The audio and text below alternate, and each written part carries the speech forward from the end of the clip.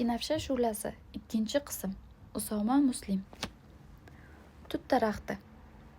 Tong quyoshi kichkina, soddagina qishloq bozori uzra zarri nurlarini socha boshladi. Bozorga yaqin atrofdagi ekinzor bog'lardan keltirilgan meva sabzavotlarga, yam-yashil ko'katlarga to'lgan aravalar kirib kelaverdi. Do'konlar ham birin-ketin ochilib, sotuvchilar peshtaxtaga go'sht, sut kabi yeguliklarni, hunarmandlar o'z qo'li bilan yasagan buyumlarni terib qo'ya boshlashdi. Ammo bir kishi hammadan avval hali quyosh chiqmasidan uyg'onib ishga unnaydi. Bu mehnatkash inson shu qishloqning Navoiy. Navoiy ish boshlagach, qolganlar ham sekin-asta jonlanib, bozorda hayot qaynay boshlaydi.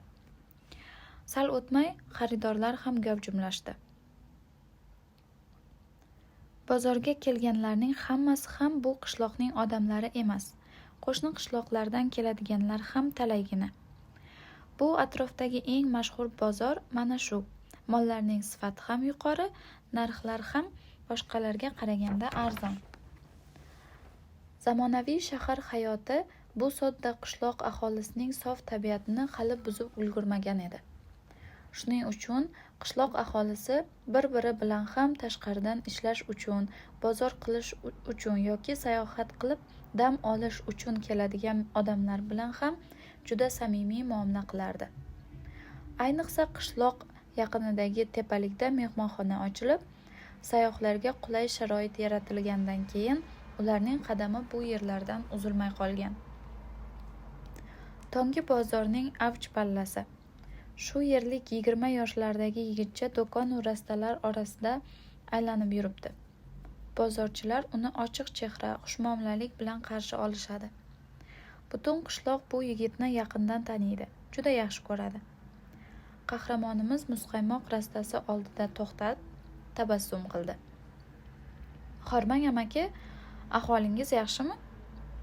Sotuvchining ham yuziga tabassum yugurib, xushchaqchaq ohangda javob qaytardi. "Ha, keldingmi?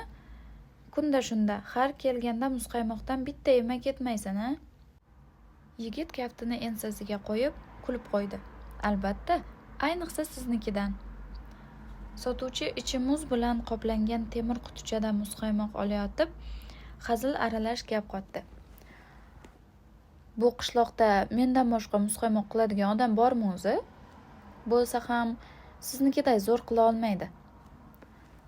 Sotuvchi oppoq, to'q pushti chiziqli muzqaymoq to'pchasini olib, yog'och idishga soldi. So'ng ichiga qoshiq solib yigitga uzatdi. "Sen hali men qilgan boshqa muzqaymoqni yeb ko'rmagansan-ku? Sen faqat mana shu malinalisini yegansan xolos." Yigit muzqaymoqni maza qilib yalab javob qaytardi. "Menga shunisining o'zi yetadi, boshqasi kerak emas." Shu payt orqa tarafdan ayol kishining ovozi eshitildi. "Hayotda malinali muzqaymoqdan ham shirin narsalar bor." Yigit labining chetiga tekkan muzqaymoqni yalab, ovoz kelgan tarafga o'girildi. Qarasa, 30 yoshlardagi ayol iljayib turibdi. Ayolning beligacha yoyilgan tim qora, silliq sochlari yigitning diqqatini tortdi.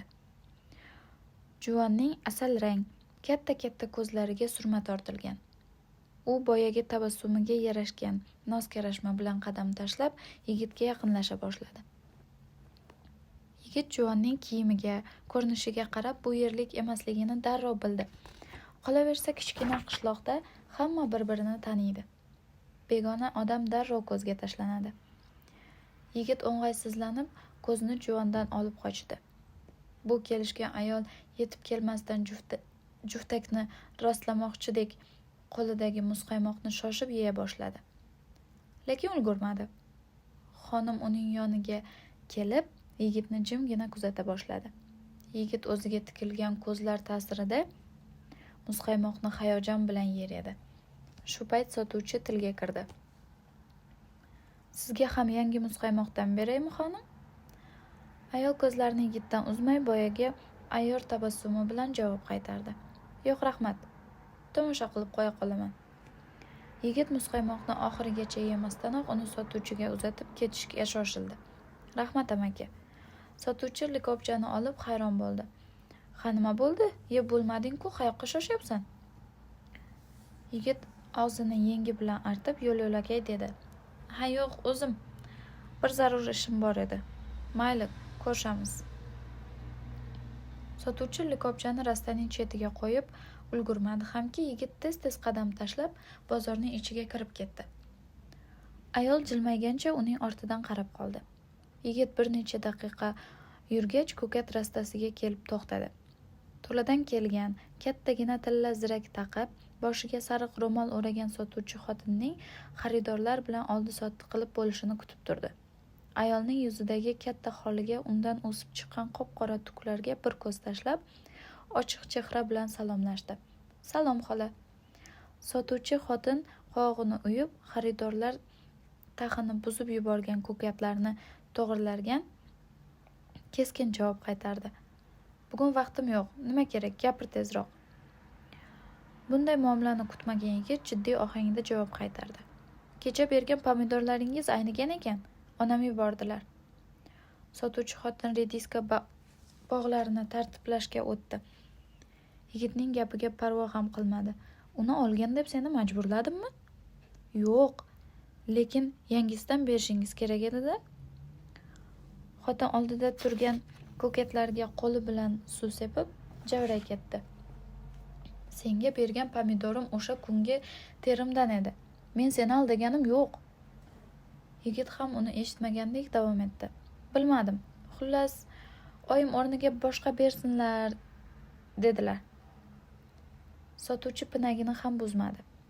Mana, boshqasi oldingda turibdi. Xohlaganingni tanlab olaver. Narxi o'sha. Yigitning jahli chiqdi. Qanaqa narx? Aynigan pomidorni yangisiga shundoq almashtirib berishingiz kerak-ku. Qani o'sha pomidor? Nega o'zini olib kelmading? Kimni? Onamnimi?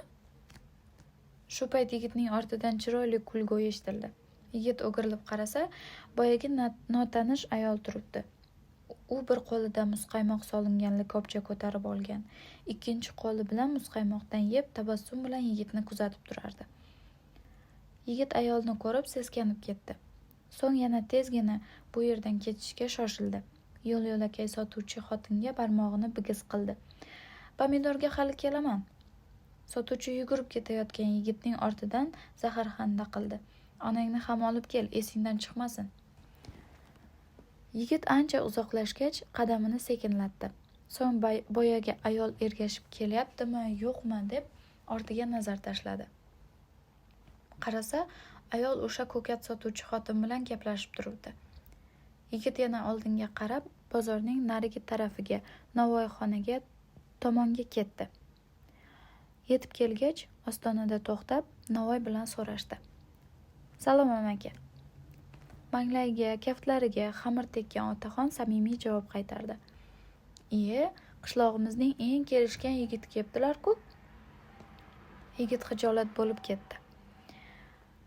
Qishloqda yigitlardan bir o'zim qolganim, faqat chollar bilan bolalar qolgani uchun shunday deyapsiz-a? Navoiy kuldi. To'g'ri-da, qishloqda sen tengi yigitlar qolmadi hisob. Nega sen ham boshqa yoshlarga o'xshab shaharga o'qishga kirmading? Yigit gapni burdi. Onam aytgan nonlar tayyormi? Navoiy sochiqqa o'ralgan issiq nonni yigitga uzatdi-yu jiddiy tortdi. Tinchlikmi?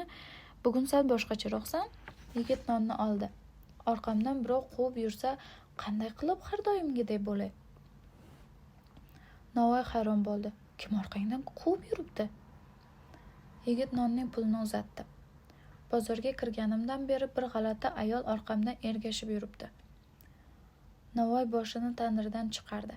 Uzatilgan pulga ham qaramay atrofga alangladi. Qani? Yigit pulni xamir qoriladigan stol ustida qo'ydi-da, keta turib javob qaytardi. Qidirmay qo'yavering, tag'in sizga ham yopishib olmasin. Hali ham atrofga alanglayotgan Navoiy kuldi. Xamir yopishgandan ko'ra ayol kishi yopishgani yaxshi emasmi? Yigit Navoiyning gapiga kulib qo'ydi-da, bozordan uzoqlashib uyi tomonga ketdi. U ota-onasining yolg'iz farzandi edi. Shuning uchunmi ular bilan munosabati juda yaxshi edi. Ota-onasi ham ko'p ishlarda unga suyanardi. Yigit uyiga yetib kelib, ichkariga kirdi. Yog'och kursida xotirjam o'tirgan otasiga ko'zi tushib so'radi: "Onam qayerdalar?" "Qayerda bo'lardi? Har doimgidek tovuqning bolasini o'marish bilan band." Yigit otasining haziliga jilmayib qo'ydi. Onasi uyning ortidagi tovuqxonada tuxum terayotgan ekan. Otasi hazil mutoyibani yoqtiradigan, hayotga nekbin yondashadigan odam edi. Onasi esa aksincha, doim jiddiy bo'lishga harakat qilar. O'z ta'biri bilan aytganda bir emas, ikkita katta va kichik bolasini parvarish qilish mas'uliyatini zimmasiga olgan edi. Yigit nonni stolga qo'yib, tovuqxona tomonga o'tdi. Rostdan ham otasi aytgandek, onasi poxol savat ko'tarib tovuqxonada chiqib kelardi. Savat yarmigacha oq va jigarrang tuxumlar bilan to'la edi.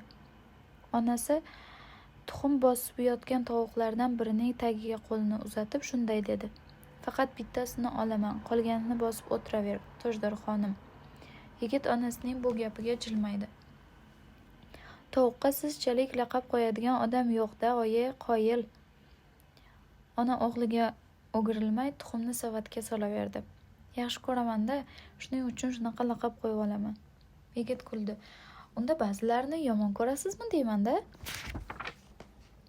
Ona o'g'lining sho'xligiga javob bermay, yastanib o'tirgan tovuqning yelkasini silagancha so'radi: "Uni buni qo'y, non bilan pomidor olib keldingmi?" "Non olib keldim, lekin pomidor..." Ona shundagina o'g'liga o'girilib qaradi. "Nima lekin? Bu muttaham xotin aynigan pomidorni almashtirib bermadimi?" Yigit onasining jahlini chiqarib yubormaslik uchun qo'ldiradi. "Yo'q, u almashtirib bermoqchi edi, keyin men o'zim shoshilib ketib qolibman. Hozir borib olib kelaman." "Qayerga borasan? Ko'kat bozor erta tugaydi-ku, ertaga olasan endi." "Hali tugamagandir, oyi, yugurib borsam ulguraman." Onasi tovuqxona eshigidan chiqayotib sekingina dedi: "Yo'q, qo'yaver, menga boshqa ishda qarash o'rgin." "Nima ish? Quduqdan suv olib kelishmi?" "Ha, lekin oldin o'tin qilib kelgin, o'tin tugay deb qolibdi." "Xo'p." Ona o'g'lining peshonasini siladi. "Eshikni yop, qizlarim qochib ketmasin." Yigit tovuqxonaning eshigini yopib, kulib qo'ydi. "Sizdan qochib qayoqqayam borardi, oyi?"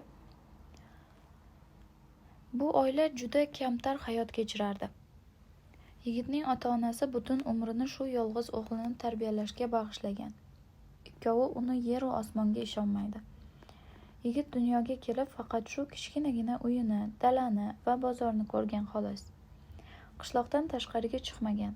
Qishloqdagi maktabda ham bir yilgina faqat 1-sinfda o'qigan.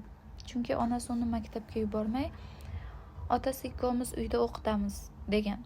Sababini so'raganlarga o'g'lining yomon bolalarga aralashib tarbiyasi buzilishidan qo'rqishini aytgan.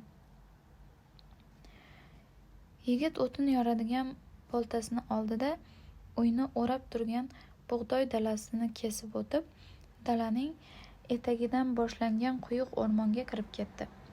O'tinlikka yaraydigan bir daraxtni tanlab, unga bolta ura boshladi. Qurib qaqshab qolgan daraxt o'tkir boltaning kuchli zarbalariga uzoq bardosh berolmay, g'alati ovoz chiqarib qulay boshladi. Yigit daraxtga oxirgi eng kuchli zarbani beraman deb boltasini boshi uzra baland ko'targan edi. Qulog'iga "Nega mendan qochib ketding?" degan jaranglagan ovoz chalindi. Yigit boltani ko'targan holida to'xtab, ovoz kelgan tarafga qaradi. Qarasa, bozorda uning orqasidan yurgan ayol qo'llarini chalishtirib, yelkalarini biroz uchirib, unga tikilib turibdi. Ayolning bo'ynida kumush zanjiri bor edi. Yigit zanjirning o'rtasida tovlanib turgan yorqin toshni ko'rib, turgan joyida mixlanib qoldi. Ayol esa uning javobini ham kutib o'tirmay, birdan yugurib kelib, o'zini yigitning quchog'iga otdi. Yigitning qo'lidagi bolta chetroqqa uchib ketdi. Ikkovi bir-birini quchoqlagancha yerga quladi. Yigit dovdirab, yerda cho'zilib yotar, og'ir-og'ir nafas olardi. Nihoyat ayol boshini uning ko'ksidan ko'tarib dedi: uzr, usting. Ayol gapini tugatib ulgurmasdan hozirgina yigit turgan joyga qarsillab daraxt qulab tushdi. Ayol yigitning ko'zlariga tikilib, tugata olmagan gapni boshqatdan aytdi. Ustingga daraxt qulayotgan edi. Yigit hamon o'ziga kela olmas. Bir tomondan bir o'limdan qolganiga xursand bo'lsa, ikkinchi tomondan begona ayolning ostida yotganidan xijolatda edi. Yo tavba, rahmat sizga. Endi ustimdan tushing. Ayol o'rnidan turib, kiyimlarini qoqdi. Yaxshimisan, hech narsa qilmadimi? Yigit bir sakrab o'rnidan turib, kiyimiga yopishgan xas-xashaklarni qoqa boshladi. Bir o'limdan qoldim, siz meni qutqarib qoldingiz. Ayol tabassum qildi. Hayotga munosabating menga yoqdi. Yerdan boltasini olayotgan yigit hayron bo'ldi. Qanaqa qarash? Eng yomon vaziyatlarda ham har narsaning yaxshi tarafini ko'rarkansan. Meni men to'g'rimda xulosa chiqara oladigan darajada yaxshi tanimaysiz-ku hali. Qalbing toza ekanini bilish uchun oylar, yillar shart emas. Shu ko'rganlarim yetarli. Kamyob insonlardan ekansan. Yigit ayolning g'alati qarashlaridan shubhalandi.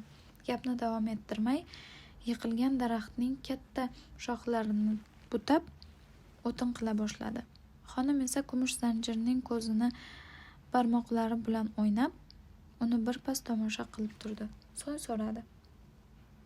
O'tin tashishga qarashvoraymi? Yigit bir talay o'tinni quchog'iga olib javob berdi. Yo'q, rahmat. Qarashsam ko'proq o'tin bilan borasan-ku uyga. Yigit qo'lidagi bir quchoq o'tinni yerga tashlab yubordi-da, jahl bilan dedi. Nima kerak o'zi sizga? Yig'ishtiring ayyorlikni, ahmoq emasman. O'g'ri bo'lsangiz, menda o'g'irlashga arziydigan pul yo'q. Siz bilan ko'ngilxushlik qilishga esa bekorchi vaqtim yo'q.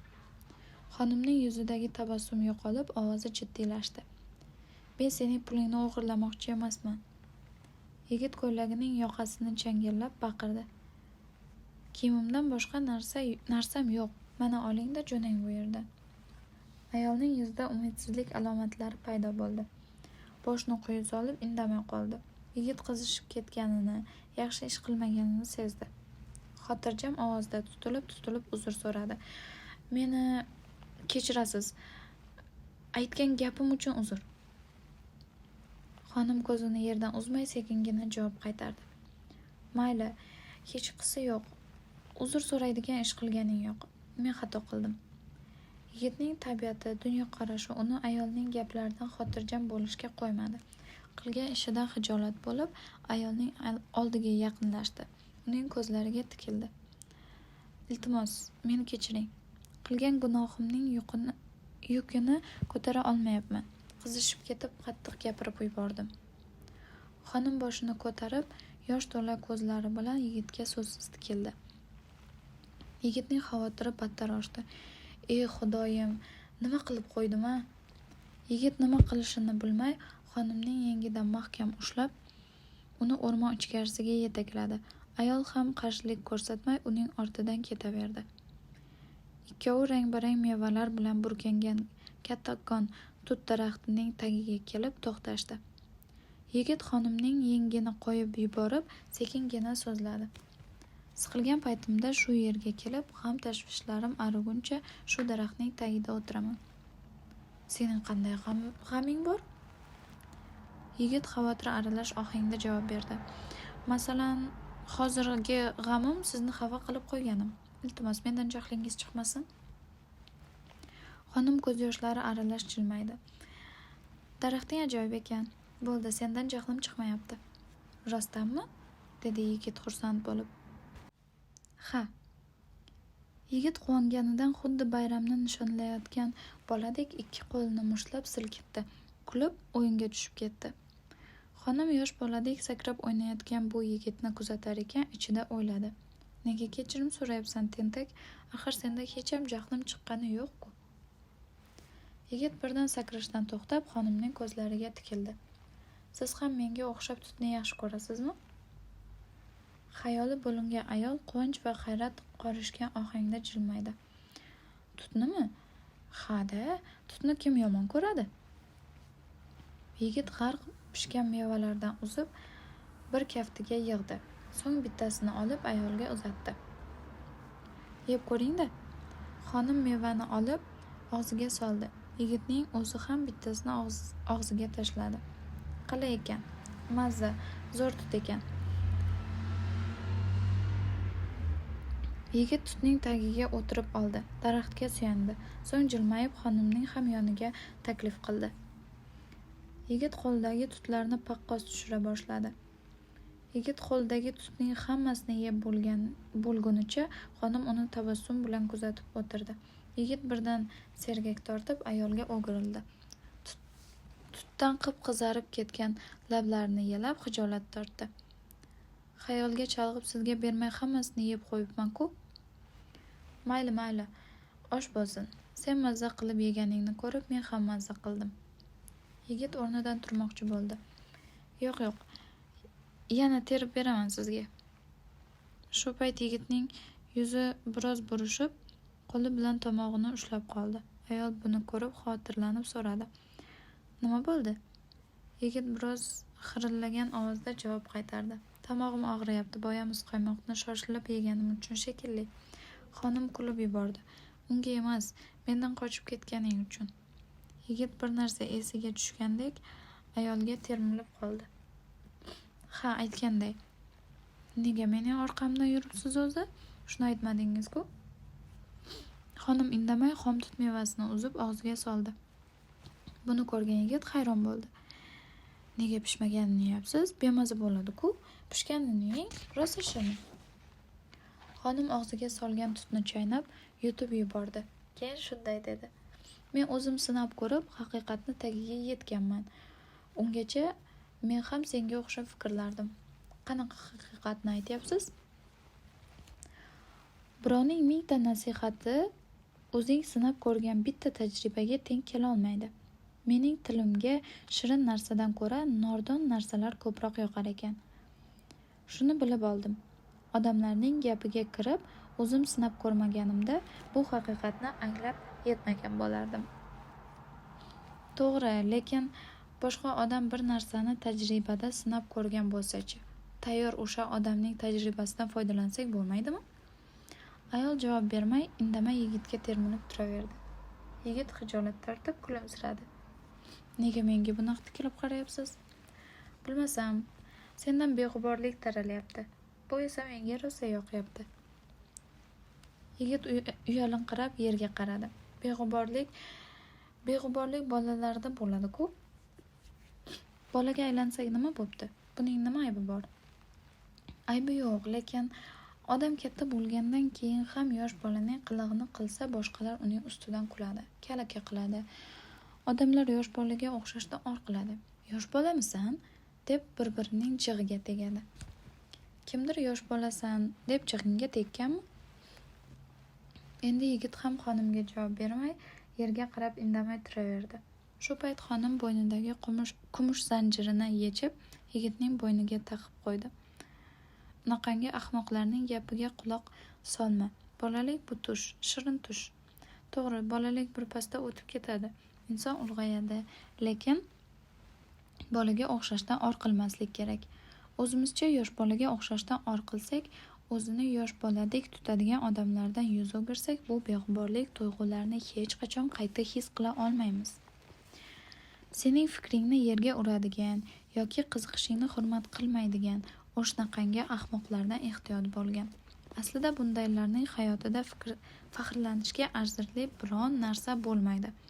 Shuning uchun boshqalar tanlagan narsani oyoq osti qilmoqchi bo'lishadi. Inson hayotga bir marta keladi. Mana, sen yashayapsan. Bu hayot sening hayoting. Hayotingda esa birovlarni deb, birovlarning xohishiga qarab emas, o'zing uchun, o'z istaklaringga ko'ra yashagin. Ha, to'g'ri aytasiz. Xonim jilmaydi. Bilaman-da. Yigit zanjirning ko'zini paypaslab ko'rdi.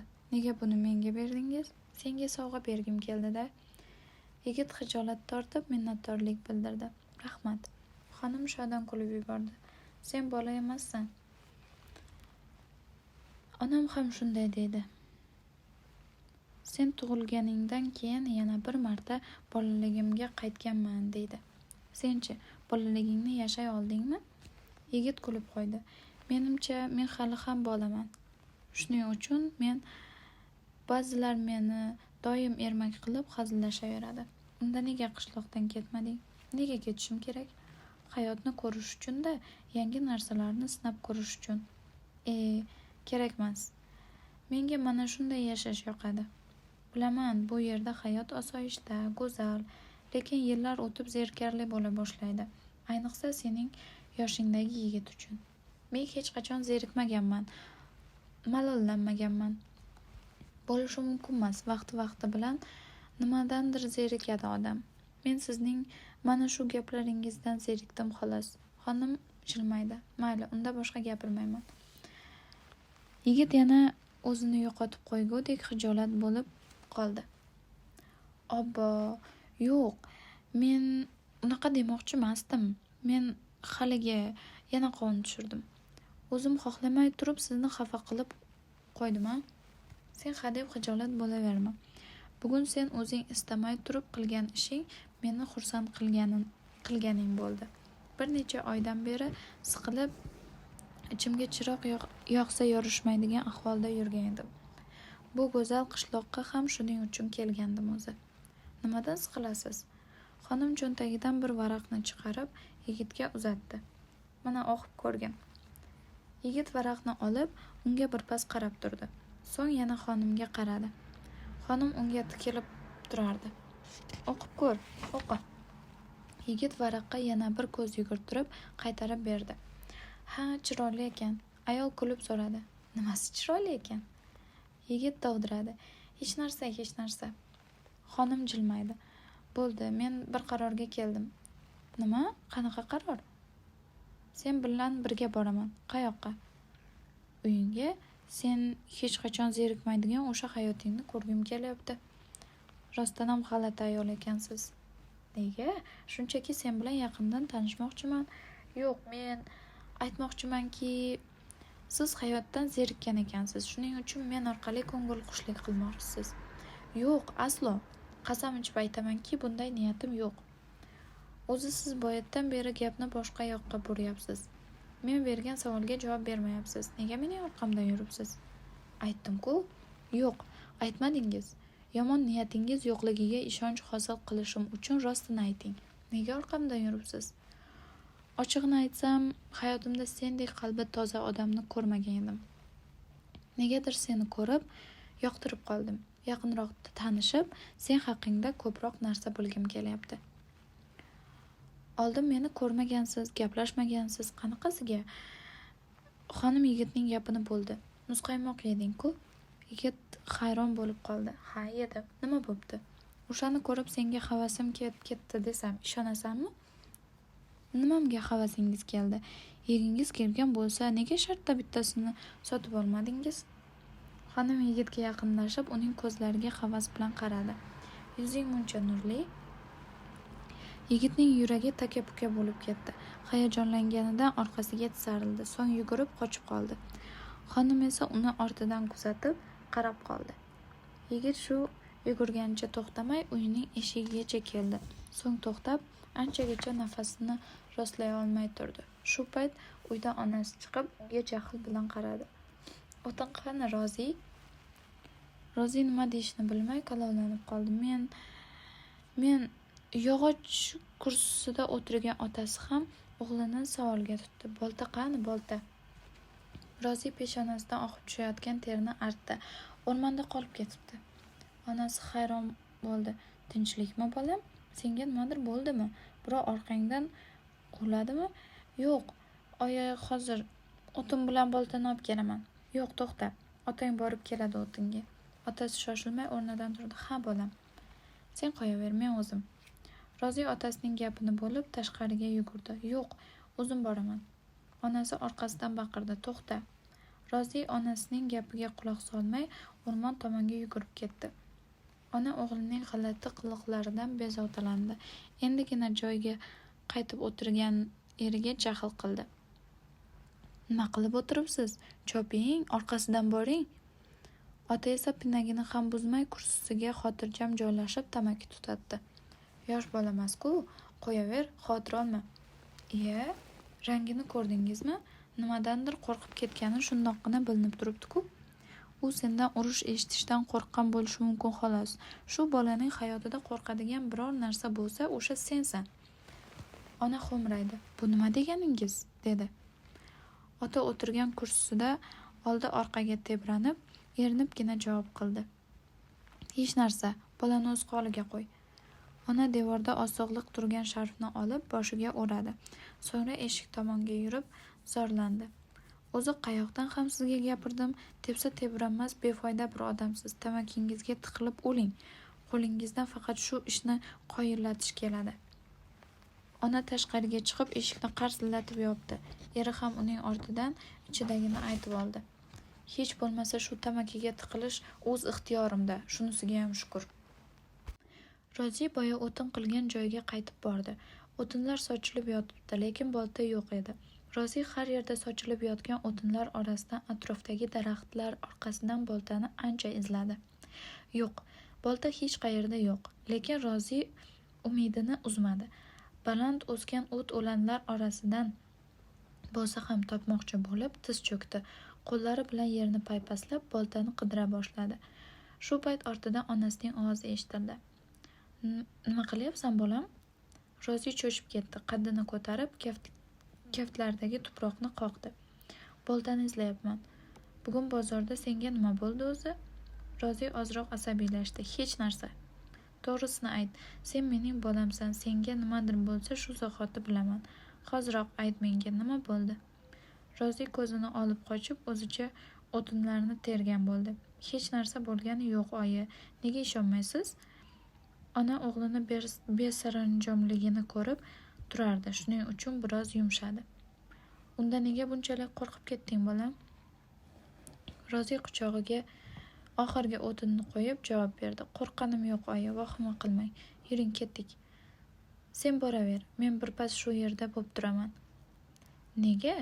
Yana o'tin kerakmi? Qo'limdagilarni tashlab kelay. Yana Onasi yaqinroqda turgan katta daraxtga qarab turgan ekan, o'g'lining gapini bo'ldi. Ketaver deyapman-ku, orqangdan yetib olaman. Xo'p. Yigit onasini yolg'iz qoldirib uyga ketdi. O'g'li ancha nari ketgach, ona sekingina so'zladi. Chiqaver. Hech kim javob qaytarmadi. Atrofda faqat qushlarning chug'ur-chug'uri eshitilardi. Ulkan daraxtga tikilib turgan ona pinagini buzmadi. Berkinishdan foyda yo'q, seni ko'rdim, chiqaver. Daraxtning ortidan qo'lda bolta tutgan boyagi ayol chiqib keldi. U jilmayib, hazilomuz ohangda dedi. Hech kim ko'rmaydigan darajada yashirindim deb o'ylabman. Rozining onasi keskin ohangda so'radi. Sen kimsan o'zi? O'g'limni qo'rqitgan senmisan? Xonim qo'ldagi boltani chetga tashlab, Rozining onasiga yaqinlashdi. So'ng salomlashish uchun qo'l cho'zdi. Mening ismim Maryam. Rozining onasi qo'lni uzatmadi. Ayol birpas shu holatda turib, keyin qo'lni tushirdi. Ona unga o'qrayib qaradi. Nima kerak senga? O'g'limni nega bezovta qilyapsan? Men uni bezovta qilmadim. Bolam yosh, lekin men yosh emasman. Nima bo'layotganini ko'rib turibman. Kimsan? Bizning qishloqqa qayerdan kelib qolding? Ha, men bu go'zal qishlog'ingizga kelganimga 2-3 kun bo'ldi. Tepalikdagi mehmonxonada turibman. Ko'ngilxushlik qilaman deb o'ylagan bo'lsang adashasan. Shoshmang, hozir hammasini tushuntirib beraman. Pol gapirindi. O'g'limni tinch qo'ymaguningcha men seni tinch qo'ymayman. Gapir. Bu orada Rozi uyga kirib, o'tinlarni o'choqning yoniga tashladi. Keyin kumush zanjirni yechib, xona o'rtasida turgan kichik stol ustiga qo'ydi. Xonasiga kirib ketmoqchi bo'lgan edi, otasi to'xtatdi. Onang qani? Ketaver, orqangdan yetib olaman degandi. Tinchlikmi o'zi? Ha, tinchlik. Nega siz ham onam ham tinchlikmi deb so'rayapsizlar, ha deb? Chunki boshqacharoq bo'lib turibsan-da. Rozi o'ziga o'zi gapirgandek g'amgin ohangda so'radi. Nahotki boshi ber ko'chaga kirib qolgan bo'lsa? Nima? Bir umr shu yerda yuraveramanmi? Faqat shu bozor bilan uyning orasida borib kelaveramanmi? Peshonamga shundan boshqa narsa yozilmaganmi? Odamning hayoti qanday bo'lishi uning o'ziga bog'liq, o'g'lim. Sen nimani xohlayapsan o'zi? Gap shunda-da, dada. Men nimani xohlayotganimni ham, qayerga borishimni ham bilmayman. Xuddi birov mening umrimni o'g'irlab qo'yganday. Men esa hech narsa qila olmay, qo'l qovushtirib turganday bo'lyapti. Sening yoshingda odamning kallasiga shunday fikrlar keladi o'zi. Senga men bera oladigan yordam shuki, bir ishni qilaman desang yo'lingni to'smayman. Lekin o'sha ishing tanlagan yo'ling to'g'ri bo'lishi kerak. Rozi hech narsa demadi. Xo'rsinib, xonasining eshigiga ma'yus tikilib qoldi. Uning yig'lab yuboray deb turgan yaqqol sezilib turardi. Ota o'rnidan turib, o'g'lining oldiga keldi. Uni bag'riga bosib, qulog'iga shivirladi. Xafa bo'lma, o'g'lim. Ayt, nima qilsam yengil tortasan? Rahmat, dada. Uyqum kelyapti. Ota o'g'lini qo'yib yuborib, uning boshidan o'pdi. Yaqinda g'am tashvishlaringdan qutulasan. Va'da beraman, o'g'lim. Rozi eshikning tutqichini ushlab, endi ochay deganida xuddi nimadir chaqqandek cho'chib tushdi. Iya, suv olib kelmabman-ku. Ota qo'lini uning yelkasiga qo'ydi.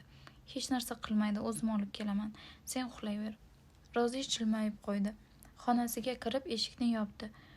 Ota stol oldiga bordi. O'g'li qo'ygan kumush zanjirni olib cho'ntagiga soldi. Keyin og'ir-og'ir qadam tashlab, kursisining oldiga bordi-da, o'tirib, yana tamaki tutata boshladi. Tamakini chekib tugatay deganda eshikdan bolta ko'targan xotini kirib keldi. U eriga qarab, odatdagidan ancha yumshoqroq ovozda so'radi. Rozi keldimi? Ha, xonasiga kirib ketdi. Ona o'g'lining xonasi tomonga yurdi. U bilan gaplashib olishim kerak. Ota bu gapni eshitib o'rnidan turdi. Oldin ikkovimiz gaplashib olaylik. Ona yurishda davom etdi. Keyinroq gaplashaveramiz. Otaning jahli chiqdi. Yo'q, hozir gaplashamiz. Ona erining keskin gapini eshitib to'xtadi. Qo'ldagi boltani devordagi mixga ildi. Mayli, Roziga aytmoqchi bo'lgan gapimni oldin sizga ham aytib ko'rarman, balki shunda u bilan gaplashganimda yonimda bo'lib turarsiz.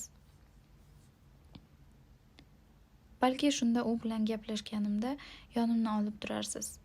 Nimani gaplashmoqchisan o'zi? Ona yog'och stol tarafga yurib, eriga qaradi. Keling, o'tiring.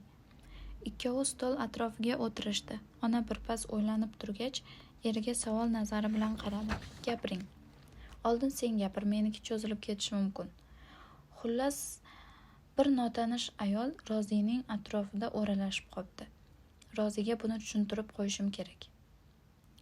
O'ralashib qopti? Qanaqa qilib? Qayerga borsa orqasidan yuribdi ekan. Bu sodda bolaning boshini aylantirmoqchi menimcha.